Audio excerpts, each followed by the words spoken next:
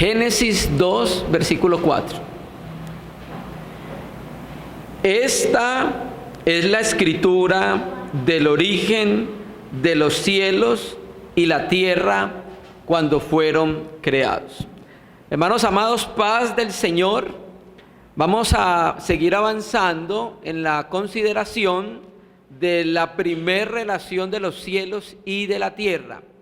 Recuerde que estamos estudiando el libro de Génesis por historia, y en la primera reunión establecimos que el libro de Génesis tiene alrededor de unas 10 historias o 10 relaciones que son los Toledot. Hoy sería nuestra reunión número 4. Recapitulemos. En la primera reunión hicimos una introducción al libro de Génesis, conocimos el autor, la manera como Moisés escribió, miramos la estructura, el año, el tiempo, el propósito, el tema del libro, y ya en la segunda reunión consideramos los 2 primeros versículos de Génesis 1 y 2. Luego, en la reunión anterior, tratamos los primeros 3 días del Hexamerón, el día 1, 2 y 3, y hoy entonces vamos a complementar con los días 4 al 7 para poder terminar de considerar la primera relación, que es la relación de los cielos y la tierra, o la historia de los cielos y la tierra.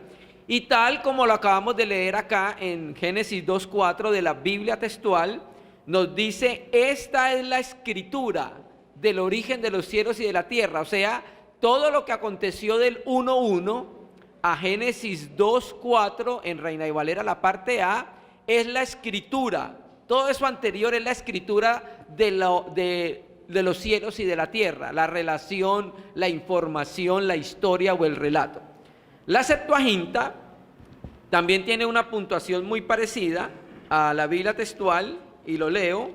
Génesis 2:4, este es el libro de la Génesis del cielo y la tierra cuando se originaron. El escritor de la Septuaginta ve esta relación como un libro, por eso le llama Biblios. Este es el Biblos de la Génesis del cielo y de la tierra. Para él eso era una historia, un relato, ¿sí? El escrito de los cielos y de la tierra, ¿sí? Entonces dijimos que la primer tablilla va del 1:1 al 1:35. Nuevamente aclaramos que nuestras Biblias en Reina y Valera, Génesis 1 no termina en el versículo 35, sino que Génesis 1 termina en el versículo 31. Pero recuerde que todavía continúa la historia de los días, ¿sí? Entonces lo vamos a estudiar hasta el 1:35, ¿sí? Recuerde que esto le llamamos el hexamerón.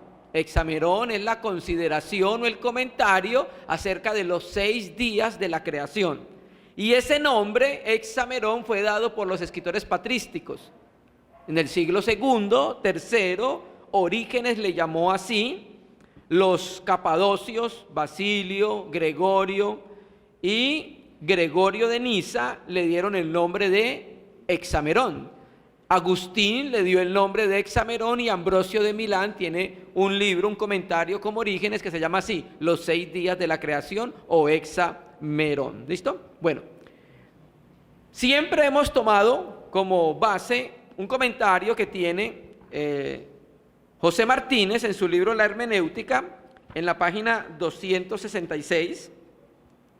Leo página 266 de Hermenéutica Bíblica de José Martínez. Dice: hemos de subrayar que las narraciones prehistóricas del Génesis no tienen por objeto ilustrarnos científicamente respecto al origen del universo o al principio y desarrollo inicial de la raza humana desde un punto de vista rigurosamente histórico. Su finalidad es eminentemente teológica. Esa es la finalidad. Moisés quería darnos a conocer teología, no ciencia, porque Génesis 1 es un libro precientífico, aunque naturalmente no va a contradecir lo que Dios ha hecho en la creación. ¿Listo? Entonces, Nosotros establecimos ya en la reunión anterior que los 6 días, creemos nosotros, son literales. Otros hermanos muy serios también creen que no son literales, en el caso de José Martínez en su libro La Hermenéutica Bíblica, pero muchos comentaristas muy serios, entre ellos el hermano Ni, cree que los días son literales, y dijimos de que si usted interpreta los días literales, tipológicos o alegóricos, el cristianismo no va a dejar de ser el cristianismo. No es algo, digamos, que sea fundamental, en el sentido de que si usted lo quita, esa interpretación y literal o alegórica, entonces el cristianismo se va a caer. No. Por eso se permite este tipo de interpretaciones. Pero nosotros creemos que son días literales. Y hay un argumento, recuerda que nombramos alrededor de 9 argumentos en la reunión anterior para mostrar que Génesis, los días eran literales. Y hay un argumento muy fuerte para esta interpretación, y es que donde quiera que aparece en el Antiguo Testamento la construcción gramatical del término yom, día, precedido por un adjetivo cardinal, primero, segundo, significa un día de 24 horas. Es uno de los argumentos más fuertes para establecer que los días en Génesis son literales. ¿Listo? Naturalmente también hay otro argumento, que es el texto de Éxodo, cuando se habla del día del reposo. ¿Listo?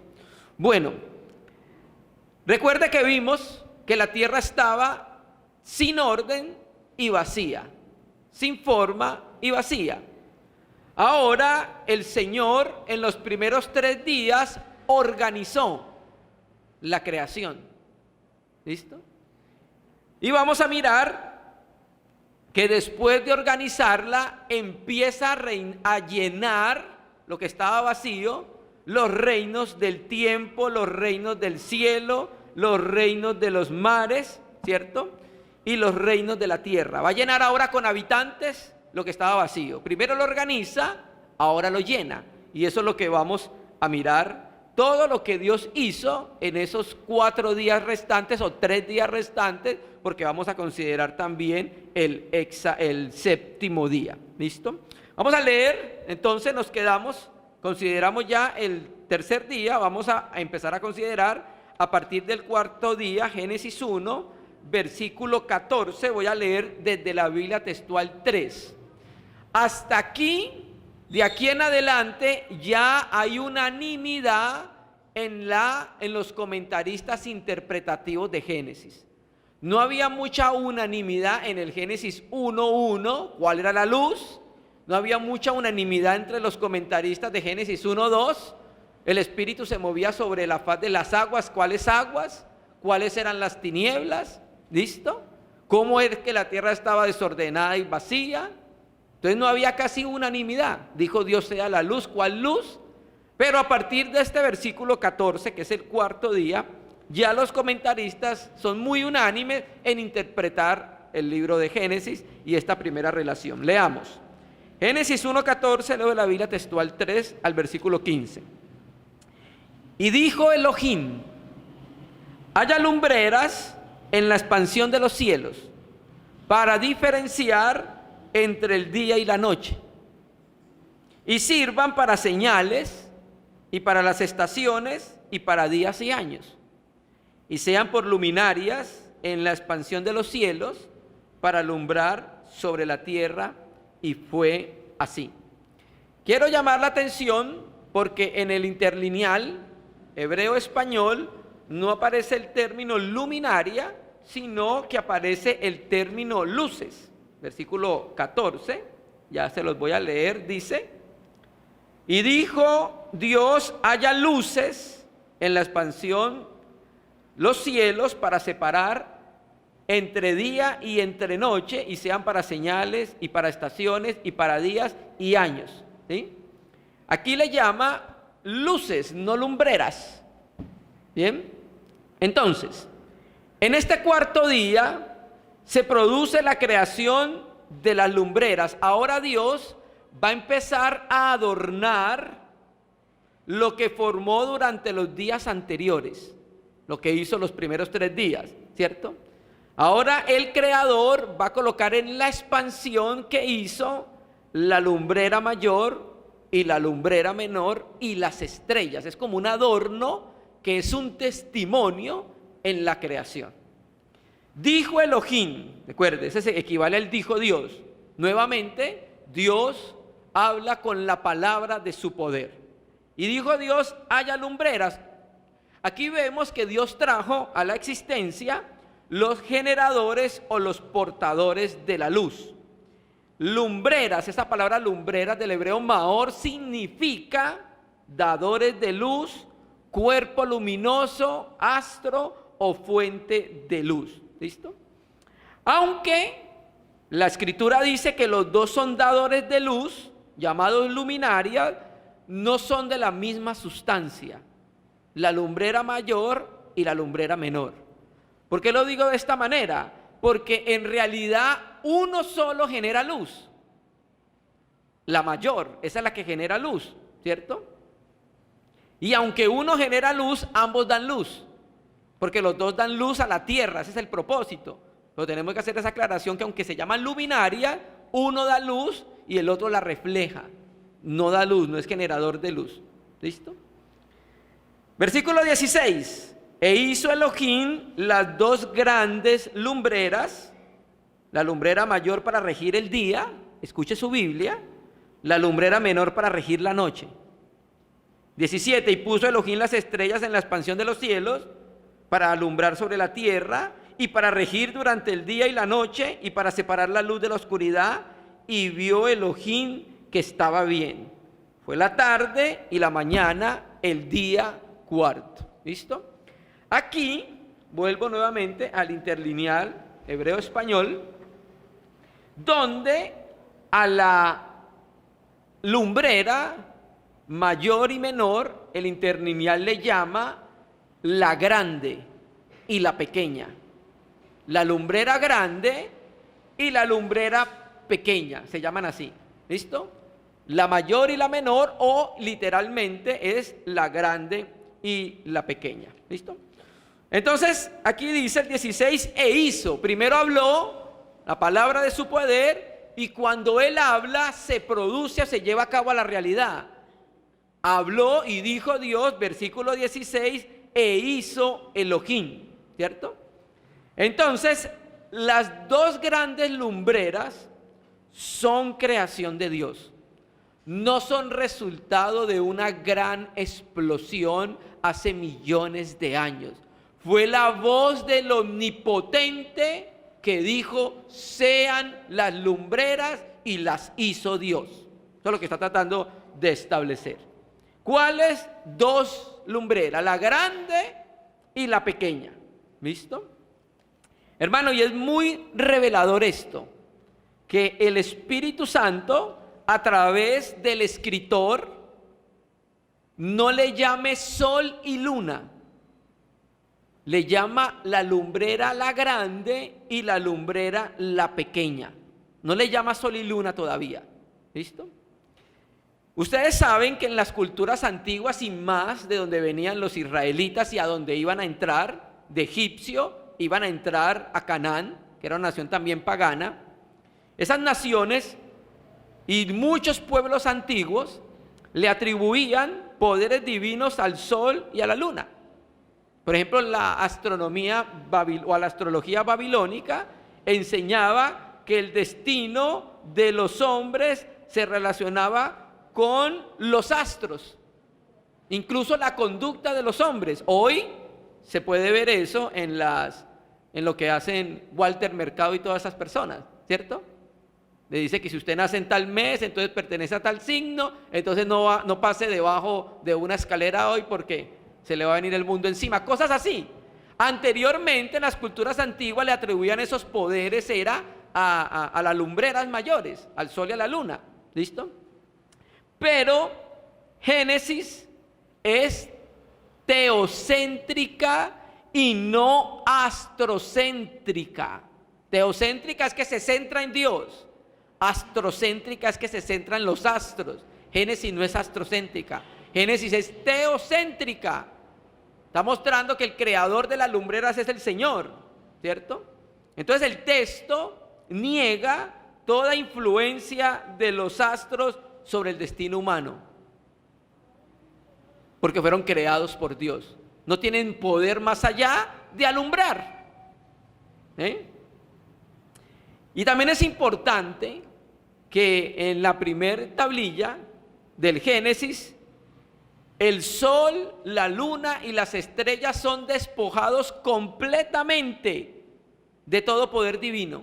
Son despojados. Solo le llama lumbrera mayor y lumbrera menor, ¿cierto? Y aquí vemos cuán antigua era esta tablilla.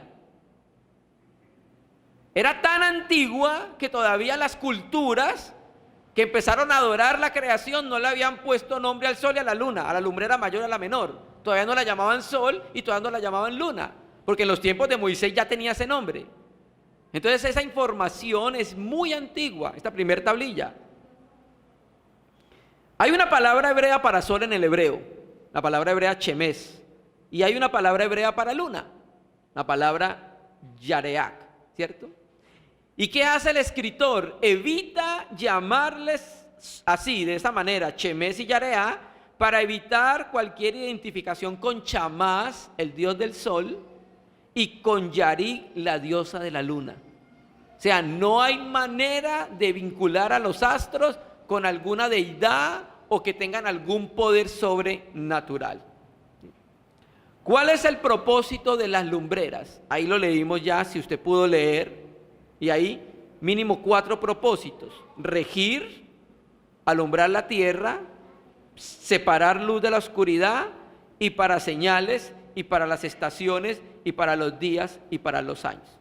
Primero, señorear, gobernar sobre el día y gobernar sobre la noche. Ese señorío que tiene la lumbrera grande y la pequeña sobre la tierra es un poder que el mismo Creador le ha dado para que arroje luz. No son poderes sobrenaturales que van a influenciar en la vida de los seres humanos. El único poder es que puedan alumbrar, ¿sí?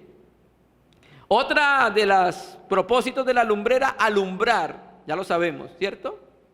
Esa función de las luminarias es dar luz, alumbrar la tierra para apartar las tinieblas. El sol y la luna, o la lumbrera grande y la menor, están para servir al hombre, para eso se colocaron. Para separar la luz de la oscuridad, otro propósito. ¿Qué hace la luz? Le pone límites a la tiniebla. A partir del 4.º día, entonces el autor relaciona la luz ya con la lumbrera mayor. También otro propósito es para señales. La palabra hebrea ot significa signos de las horas de días y estaciones. Entonces aquí vemos nosotros que también era el sol, la lumbrera mayor y la menor, para señales en los cielos. Los antiguos podían reconocer el paso de los meses y años a través de la lumbrera mayor y la menor. Naturalmente, también hay señales en los cielos a través de las estrellas. Hay un libro muy antiguo que ya yo se los dije, se llama El testimonio de las estrellas, de Bullinger. Y él habla cómo en las constelaciones las estrellas tienen un testimonio acerca de la obra del Hijo. Habla de Virgo como la Virgen, habla del león, habla de Cáncer como el enemigo. Ese libro habla de esa información y ese testimonio que Dios dio en las estrellas, que luego coge el diablo, daña los signos zodiacales y los pone a su servicio con la astrología pagana. Eso sucede después. Y termina diciendo, para las estaciones, aquí quiero llamar la atención, amados hermanos. ¿En qué quiero llamar la atención? La palabra hebrea moadim, que significa solemnidades. ¿Sabe para qué más también era la lumbrera mayor y la menor? Para las fiestas solemnes anuales en Israel. Es el sol, la luna, a través de sus movimientos, la lumbrera mayor y la menor, a través de su movimiento en la rotación de la tierra, iba a determinar los meses, los años, y eso iba a ayudar a que Israel pudiera cuadrar sus fiestas anuales, las 7 fiestas que tenía. Entonces esas lumbreras determinaban los eventos cúlticos, las fiestas cúlticas de Israel. Por eso dice para solemnidades. Vamos a leer Levítico, versículo 23, capítulo 23, versículo 1.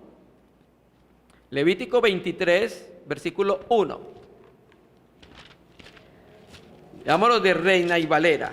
Dice: habló Yahvé a Moisés diciendo, habla a los hijos de Israel y diles, las fiestas solemnes, Moadín, de Yahvé, las cuales proclamaréis como santas, convocaciones serán estas. Y empieza a explicarle cuáles son. ¿Sí?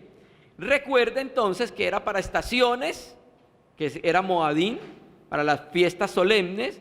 También era para días y años. En el Salmo 104 dice que Dios hizo la luna para los tiempos y el sol conoce su ocaso. ¿Sí?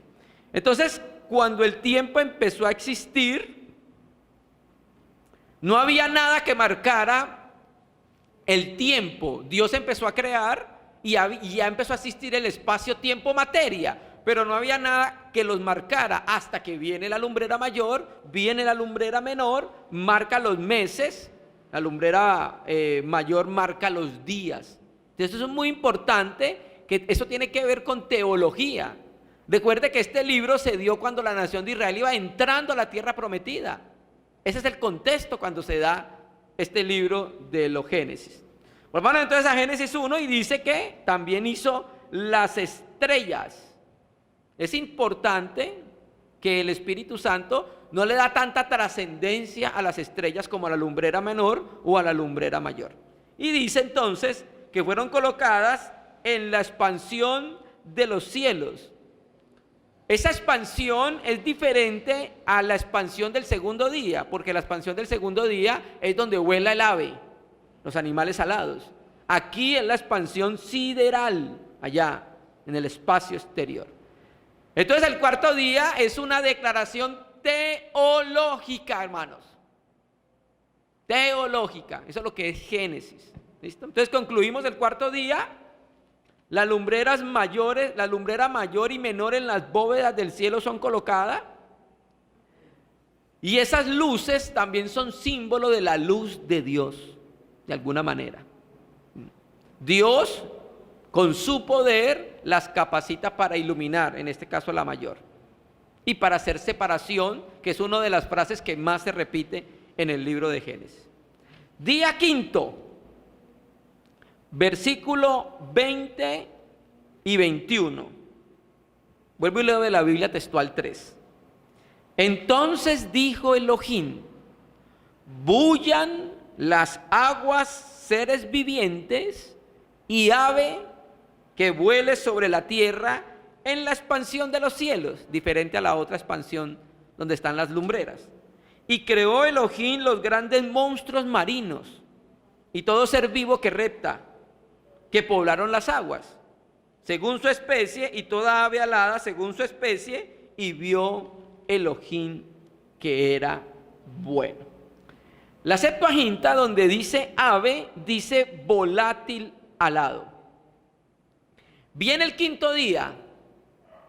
Dios había ordenado la tierra y le había puesto unas condiciones especiales para suplir las necesidades de las criaturas con las que iba a llenar la tierra vacía. La luz del sol, aire, agua, tierra, plantas, frutas, etc. Primero la llena para que cuando coloque las criaturas ahí puedan entonces tener un ecosistema donde subsistir de acuerdo al propósito. Entonces, dijo Elohim, dice, nuevamente la intervención de la poderosa palabra de Dios. Así creó Dios, con la palabra de su poder. Y dice la Biblia textual 3, bullan las aguas. ¿Qué significa ese término, bullan las aguas? Sencillamente significa produzcan abundantemente, eso es lo que significa. Bullan las aguas significa producir abundantemente. Recuerde que Dios utilizó la tierra para crear la vegetación. Ahora en el quinto día el soberano se sirve ¿de qué? De las aguas para crear los seres vivientes. Nefesh Hayah. Hermano, y es la primera vez que aparece la palabra hebrea Nefesh en la Biblia. Nefesh más adelante pasó a ser traducción de la palabra alma. Pero aquí es para hablar de un ser con vida. No había todavía en la creación de Dios, en la material, porque ya los seres espirituales angélicos, mientras vamos leyendo, ellos estaban viendo lo que Dios estaba creando. Eran los primeros seres, o sea, me explico, mientras iba sucediendo cada uno de los días, los seres espirituales angélicos iban viendo, como lo leímos anteriormente. Estos son los primeros seres Nefesh que Dios crea en la creación que está haciendo. Un primer ser con aliento de vida, Nefesh, son los primeros que Él va creando, ¿cierto? Entonces ahora cuando Él habla, repentinamente las aguas se llenaron abundantemente de muchas criaturas, Versículo ahí mismo, y dice: y creó Elohim, 21, los grandes monstruos marinos. Aparece acá. La Septuaginta dice cetáceos. La traducción de Stendhal de la Biblia del Oso al español moderno dice dragones. Esta palabra donde dice monstruos marinos es la palabra hebrea taninin. Así, taninin. Y es una apas legómena. ¿Qué quiere decir? Que es la única vez que aparece en todo el escrito de la Biblia. En el Antiguo Testamento solo aparece aquí una vez. ¿Listo? Y aquí hay una categoría entre los seres vivientes que enfatiza el Espíritu Santo: los monstruos marinos, sea dragones, sea cetáceos, o sea monstruos marinos, como traduce la Biblia textual. ¿Listo? Y estas criaturas han llamado mucho la atención de los escritores, de los comentaristas de la Biblia. Unos lo asemejan con Leviatán, que tiene que ver con los abismos, con los mares. En las literaturas antiguas, sobre todo en la cananea, donde iba a entrar Israel, el tanín era un monstruo marino muy terrible y muy poderoso. Y en la literatura cananea ese monstruo tenía que ser derrotado. Ahora Dios, cuando dice que creó los tanines, muestra su poder sobre la mitología, porque el tanín fue creado por Él, fue creado por Dios. ¿Qué quiere decir? Que el tanín está bajo el señorío del Creador. Empieza Dios a despojar todas esas mitologías antiguas que estaban en Egipto, en Canaán, en Babilonia, y sobre todo para Israel cuando entrara a la tierra prometida, ¿cierto? Ahora, ese término monstruos marinos, tanín, incluye todas las criaturas marinas, incluyendo los dinosaurios de las aguas. Yo sé que existe una interpretación acerca de que los dinosaurios vivieron en la era preadámica, pero tenemos que hacerle justicia al texto porque es la primera vez que se habla de la creación de seres vivientes. Y nosotros tenemos que incluir este tipo de creación acá, porque aquí fueron creados, en este momento. Y duraron hasta el tiempo del arca de Noé. Tenemos que introducir a lo que llamamos dinosaurios en esta creación. ¿Dónde más la podemos incluir? No hay dónde más incluirla, sino en la creación de todas las cosas. Los dinosaurios eran animales como los restos de animales. Los cocodrilos son igual de viejos que los dinosaurios. Las gallinas son igual de viejas que los dinosaurios. Entonces aquí lo incluimos. Y luego dice todo ser vivo que repta, que exploraron las aguas. Todos los animales marinos, los invertebrados, los vertebrados, los reptiles. Y luego dice, y ave que vuele sobre la tierra en la expansión de los cielos. Utiliza el singular, no aves en plural. Entonces, Dios creó con los seres del agua los alados. Y ojo, aquí los alados significan los que vuelan. Todos los animales voladores, insectos, todos los alados caben acá. Todos los alados. ¿Listo? Y fueron puestos ¿en dónde? En la expansión de los cielos, diferente a la expansión del cuarto día, porque las aves ni ningún insecto pueden volar donde están las lumbreras mayor y la menor. Es acá en esta expansión. ¿Listo? Y vio Elohim que estaba bien. Verso 22, y pasamos a la primer bendición de Dios. Y la primer bendición viene en el quinto día con los animales, con los seres nefesh, que tienen vida, que respiran. 22 al 23 dice, y Elohim los bendijo, fructificados, diciendo fructificados, multiplicados, llenad las aguas en los mares, multiplíquese ave en la tierra. Y fue la tarde y la mañana, día quinto. ¿Qué tenemos acá? Ahora Dios no solamente se utiliza la frase y dijo Dios, sino que ahora incluye una bendición en su hablar. Es la primer bendición que aparece ahí en la Biblia. Aquí hay varios imperativos: fructificar, multiplicar y llenar. Multiplicar, fructificar y llenar es el sentido de la bendición. O sea, la bendición implica acá para los seres de las aguas y los alados, la bendición era que se fructificaran, multiplicaran y llenaran las aguas. Esa era la bendición. O sea que la bendición era el poder de impartir nueva vida. Dios le dio la característica de impartir nueva vida y de reproducirse. Esa era la bendición que Dios le dio a ellos. Entonces esa bendición de Dios es una provisión para la multiplicación continua de los animales que Dios había creado, para que ocuparan todas las partes del mundo, de la tierra que Dios había creado. Y creemos que esos animales ya estaban en etapa adulta, en el sentido que ya tenían la capacidad de procrear. Lo mismo pasa con Adán y Eva. Cuando Dios los crea, ya tienen la capacidad de procrear, o sea, ya son humanos desarrollados.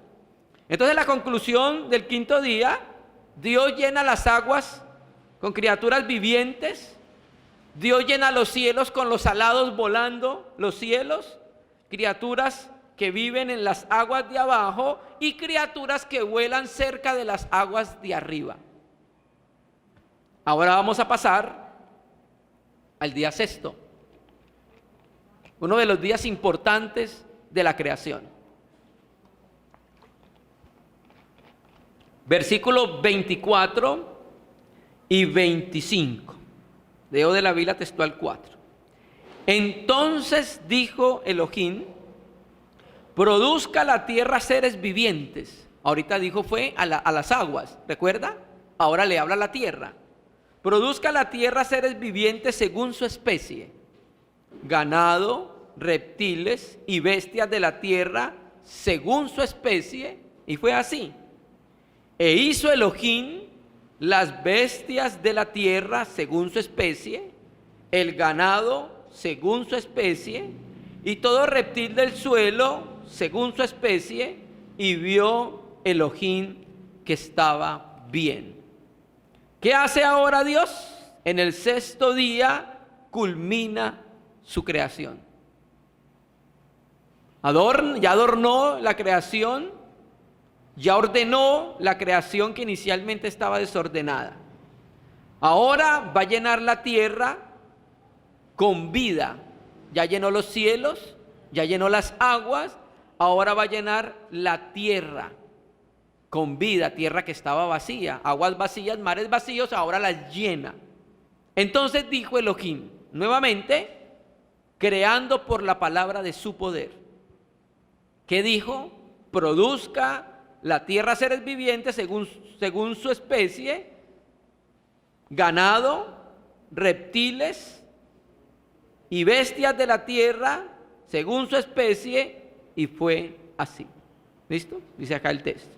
Entonces el autor clasifica los animales terrestres en 3 categorías. Uno, mire su Biblia, ganado, que son los animales que se pueden domesticar, digámoslo así.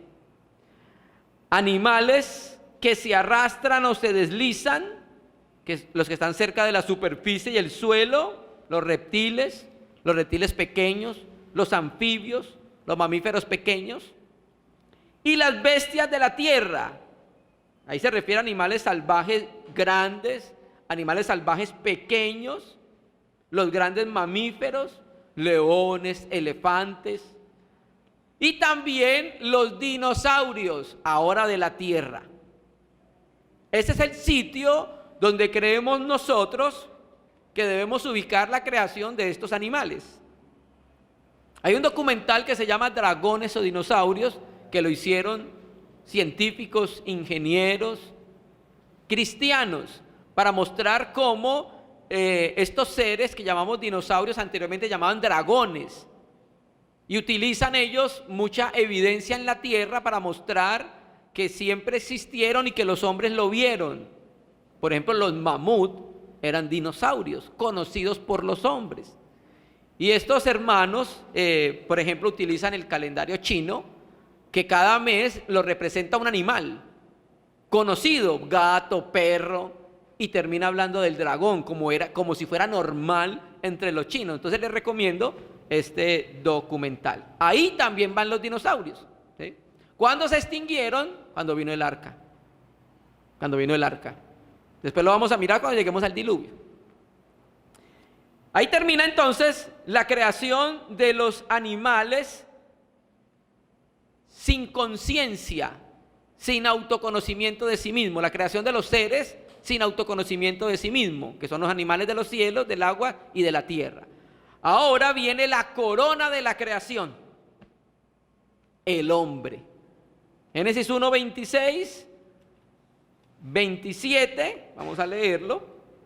Entonces dijo Elohim: hagamos al hombre a nuestra imagen, conforme a nuestra semejanza, y ejerzan dominio sobre los peces del mar, sobre las aves de los cielos, sobre el ganado y sobre toda la tierra, y sobre todo reptil que repta sobre la tierra. Verso 27. Y creó Elohim al hombre, a su imagen, a imagen de Elohim los creó, macho y hembra los creó. Acá es muy importante este versículo, estos 2 versículos teológicamente, hermanos. Podemos ver un avance en la vida, en la tierra, en la creación material. Primero tenemos una vida muy rudimentaria sin sangre, que es la planta, los árboles. Luego tenemos los animales de la tierra, del agua y del mar, de las aguas, que es una vida un poco más avanzada que la vida vegetal. Ahora esta vida es más alta, tiene sangre, sentimiento, tiene una especie de emoción en su creación, son sensitivos. Y ahora viene una vida mucho más avanzada, que es con conciencia de sí mismo, con autoconocimiento de su existencia, y es el hombre. Ahora el relato del Hexamerón llega a su clímax. El escenario ha sido preparado: tierra, mar, aguas, lumbrera, mayor, menor, plantas, árboles, aire, luz, animales. Todo el escenario ya fue preparado para la entrada de su actor principal, el hombre. Por eso las cosmovisiones humanistas atacan diametralmente la creación del hombre. Le quitan la dignidad que Dios le dio al hombre, la importancia que Dios le dio al hombre. Al verlo desde la Biblia, una antropología bíblica, nos damos cuenta el valor que tiene el hombre para Dios. Y el hombre, a través de sus diferentes filosofías, de sus diferentes cosmovisiones, quiere quitarle ese valor que Dios le ha dado. Hagamos al hombre. Entonces dijo Elohim, hagamos al hombre. Dios nunca había hablado así. Solamente Dios había dicho, y sea tal cosa. Y dijo Dios, sea tal cosa. Ahora muestran a Dios como si estuviera deliberando consigo mismo para la creación del hombre. Y aunque no es un texto que esté hablando enfáticamente de eso, creemos que un miembro de la divinidad se dirige a otro de los miembros, a uno de los miembros o a los demás miembros. Es una deliberación en el ser divino para crear al hombre. Hermano, y ese intercambio entre la divinidad deliberando consigo mismo es fascinante. Ha dejado a muchos de los teólogos judíos pensando, tratando de poder descifrar ese lenguaje para no decir que en el ser divino hay tres hipóstasis. Pero ese lenguaje de deliberación de Dios consigo mismo aparece en muchos lugares del Antiguo Testamento. Lo que pasa es que ahorita no lo vamos a considerar, pero aparece en muchos lugares del Antiguo Testamento. Antes la orden divina era: produzca la tierra, produzca las aguas. Ahora la orden divina es: hagamos. ¿Hagamos a quién? Al hombre. Esa palabra hombre es la palabra hebrea Adán. Y es un juego de palabras con la creación de la tierra, que es la Adama, que significa tierra roja. Entonces, más adelante en el capítulo 2 de Génesis ya vamos a ver con más detalle la creación del hombre. Porque mire que cuando en el capítulo 2 el énfasis es la creación del hombre. Habla de los animales, pero el Espíritu Santo invierte mucho más tiempo en la creación del hombre para que la consideremos. Hagamos al hombre, y mire la deliberación divina. O sea, cómo hablaba consigo mismo el ser divino. A nuestra plural imagen singular, conforme a nuestra plural semejanza singular. Ese es el lenguaje del ser divino cuando hizo el hombre. La palabra hebrea para imagen, selén, significa escultura, estatua o imagen o representación. Y la palabra hebrea para semejanza, demut, significa ser como o parecerse a. La mayoría de comentaristas serios dicen que son sinónimos, imagen y semejanza. Quiero llamar la atención a la palabra imagen porque es la que más se utiliza en el Nuevo Testamento. También habla de semejanza, pero la que más se utiliza con nuestro Señor Jesucristo y con el hombre es la palabra hebrea imagen. ¿De qué nos habla la imagen? No vamos a explayarnos mucho, hablar acerca de la imagen, pero la imagen nos enseña que hay algo en nosotros que nos da la capacidad de relacionarnos con Dios en comunión. Dios ha hecho algo en el hombre, ese algo le permite entablar una relación íntima con la humanidad y a nosotros con Dios. Podemos tener una comunicación verbal con el Señor, tenemos ciertas características del propio Señor que nos permiten tener una comunión con Él. Entonces el hecho de que nosotros podamos responder al Creador es porque hay algo en nosotros que es la imagen de Dios. Ahora, la imagen también la podemos ver como si el hombre fuera un representante de Dios en la tierra. ¿Por qué? En la antigüedad, sobre todo en los textos egipcios y babilónicos, esa palabra selén, imagen, anteriormente a los reyes se les consideraba como dioses, anteriormente. Entonces esa palabra imagen, selén, digamos, tenemos un rey, por ejemplo el rey persa, ¿listo? Es rey en Persia y ha conquistado hasta los confines de la tierra.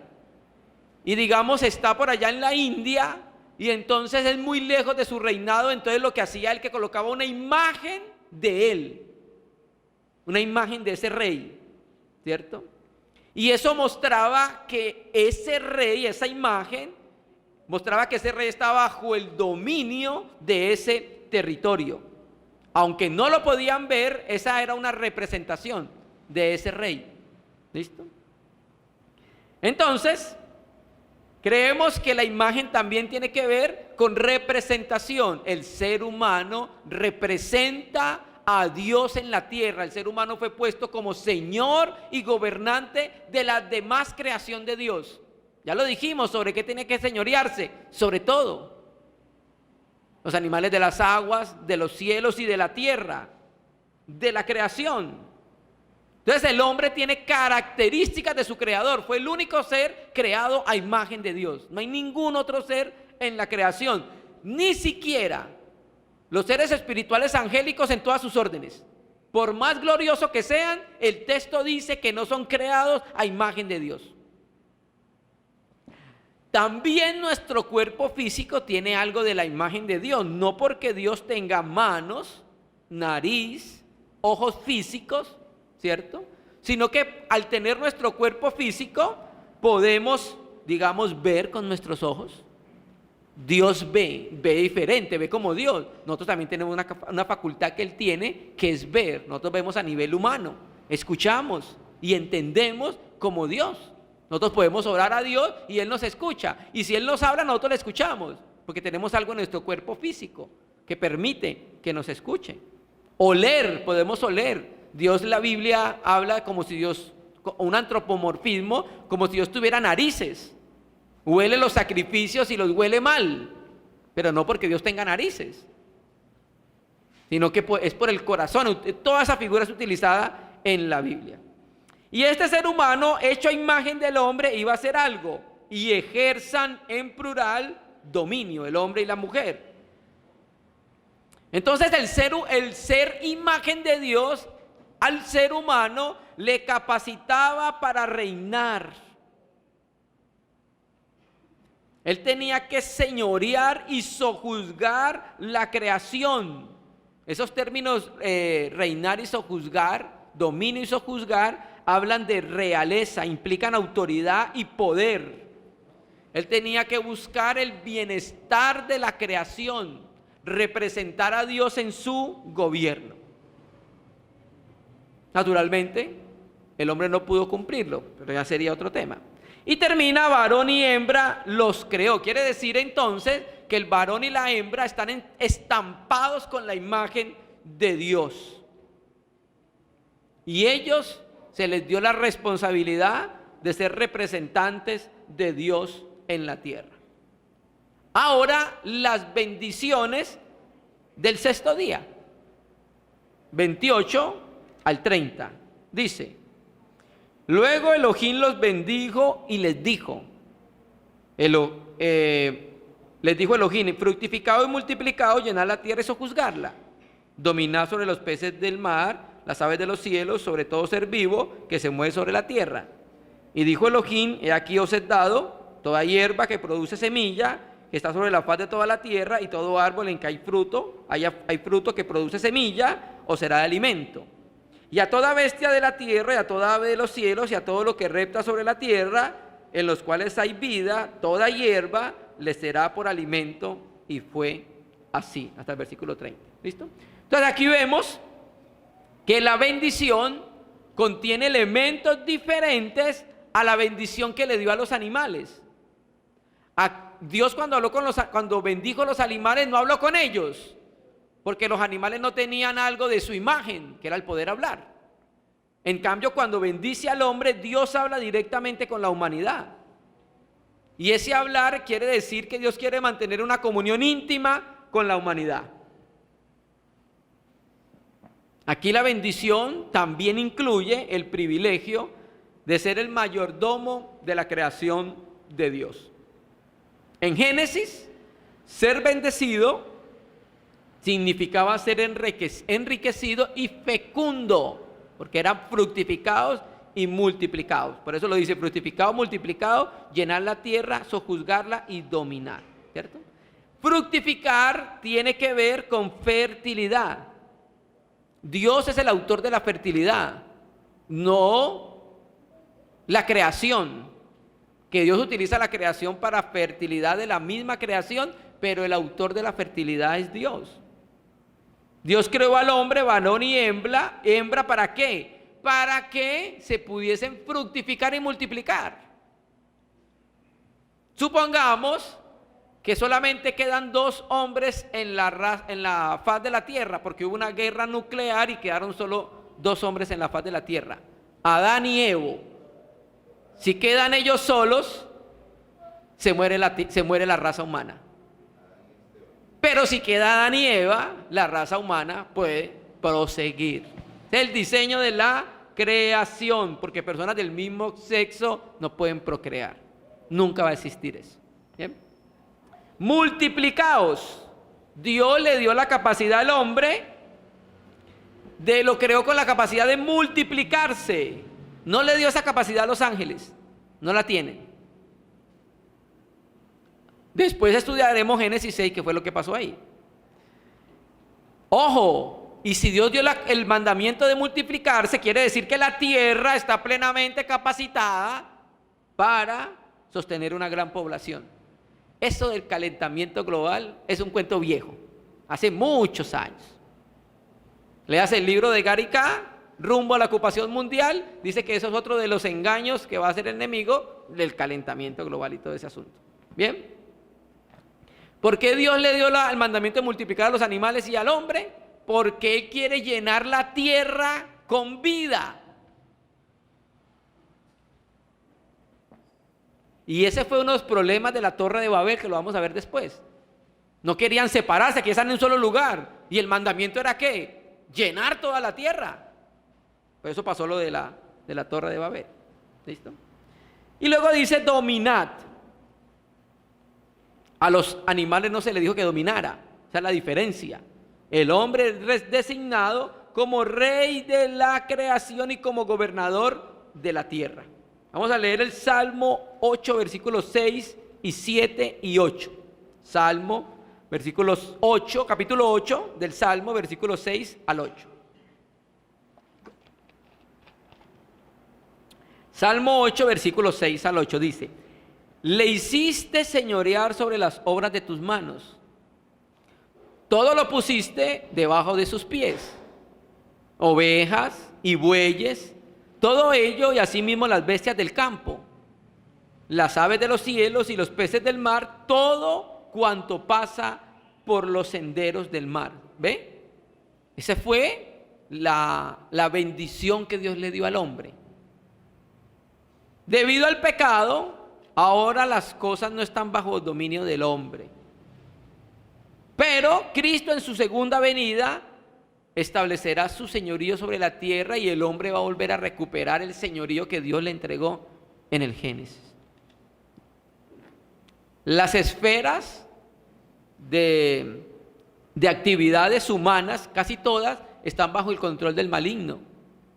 En muy pocas esferas de las actividades humanas hay hijos de Dios. En las esferas políticas, religiosas, sociales, culturales. Y aunque el mundo está bajo el maligno, Dios quiere personas en esos lugares, en todas las esferas. Quiere que los redimidos lleven la luz de Cristo en todas las esferas. Y termina diciendo: y todo árbol en el que hay fruto y que produce semilla os será de alimento. O sea, ¿qué es lo que trata de decir aquí Dios? Que el hombre debe depender de Dios para su alimentación.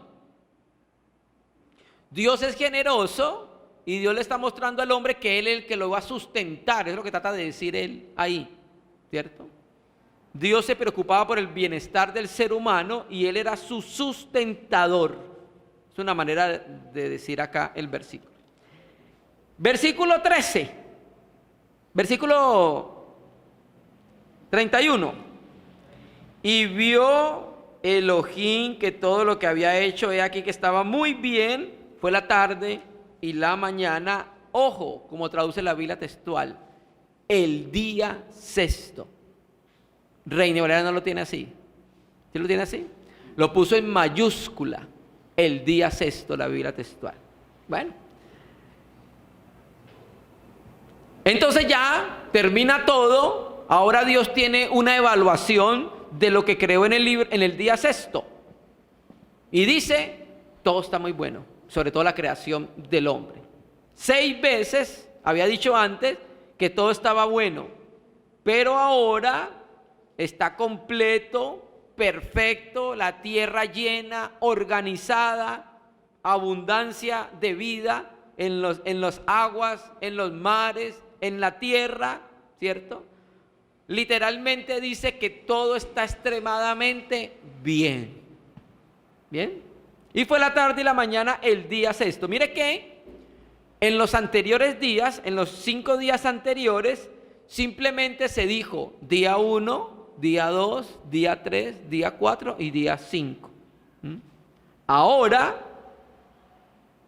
cuando llega al día sexto, el escritor le coloca el artículo, el día sexto, que no lo tiene ninguno de los otros días. Es muy importante.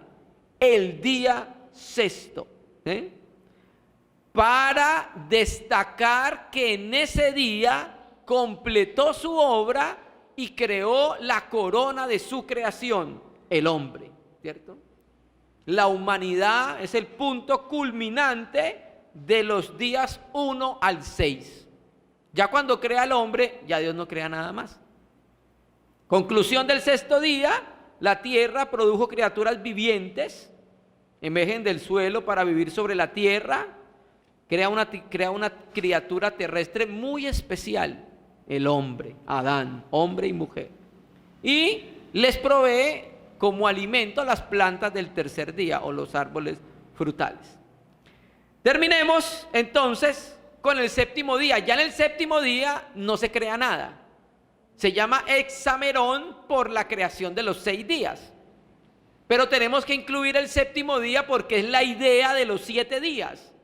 Creas 6 días creando y el séptimo día descansando. Génesis 2:1 dice, la Biblia textual 3 dice, así fueron acabados los cielos, la tierra y todo su ejército. O sea, el autor trata de decir ya todo fue culminado. Está completamente terminada la creación de Dios. Bien, quiero que ahora miremos un punto importante y es el séptimo día. Lo vamos a ver muy rápidamente, no queremos explayarnos en él para terminar, pero quiero que hagamos énfasis en algo. Yo sé que algunos comentaristas de pronto no lo ven así, pero quiero mostrarles. En Génesis 2:2 de la Reina y Valera, vamos a mirar, vamos a seguir acá esto para concluir, dice, y acabó Dios en el séptimo día la obra que hizo y reposó en el séptimo día de toda la obra que hizo. ¿Bien? ¿Será que Dios acabó su obra el séptimo día o el sexto día? Leo la Biblia textual 4. 2:2. Y en el día sexto completó Elohim su obra que había hecho. Y fueron ordenados los cielos y la tierra y todo su ejército, y en el día séptimo reposó de su obra que había hecho. Voy a leer 3 versiones. La Biblia textual, la Septuaginta,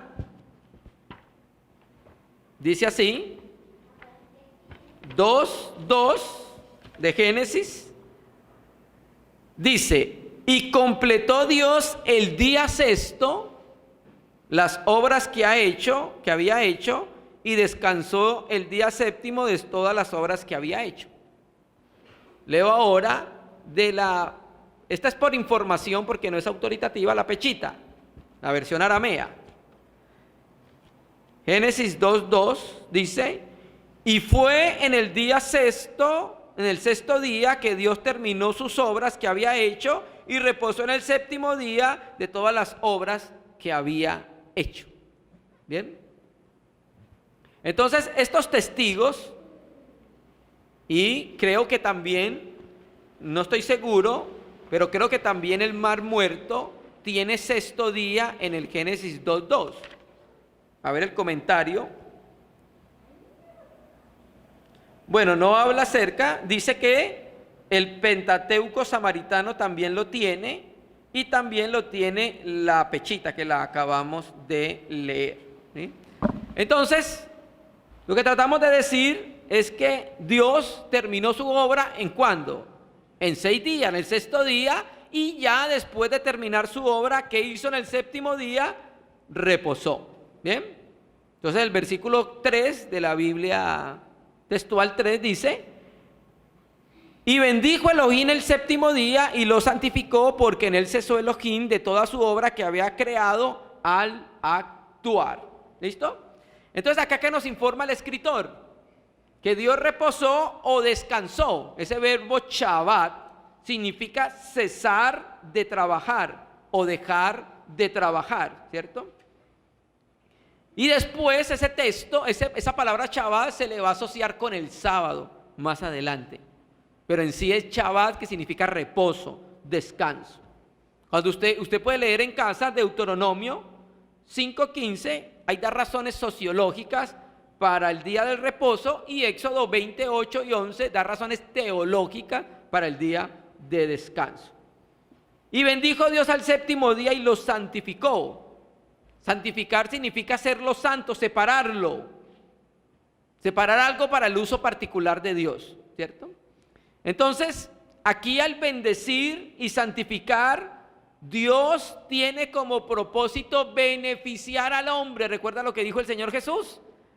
El sábado fue creado por causa del hombre, para el beneficio del hombre, el séptimo día, ¿cierto? Entonces, el hombre debe entender que lo santo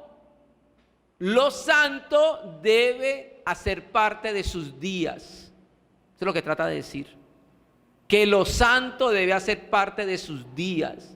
Dios separó, declaró santo ese día. El hombre debe entender que en sus días, representado acá por el séptimo, hay algo que debe hacer parte de lo santo en sus días, ¿cierto? Y en el séptimo día, usted mira que está la ausencia de la frase rítmica, fue la tarde y fue la mañana. ¿Sí lo ve? No aparece esa frase rítmica que aparece en los días anteriores, ¿cierto? Naturalmente es un día de 24 horas como los demás días. No puede ser otro día diferente. El hecho que no esté la frase rítmica tarde y mañana no quiere decir que no sea un día de 24 horas.